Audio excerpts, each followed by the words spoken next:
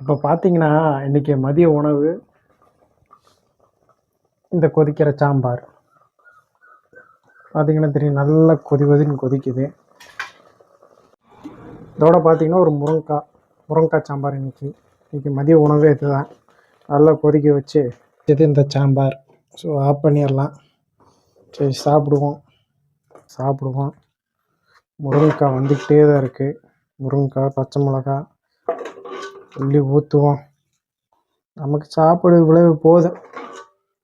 ஊற்றுவோம் நல்லா. இதில் ஒரு 3, 4, 5, 6, 7, 8 முருங்கைக்காய் போதும். சாப்பிடுவோம் இதுவே. ஆஹா, முருங்கைக்காய் சூடாக இருக்குது ரொம்ப.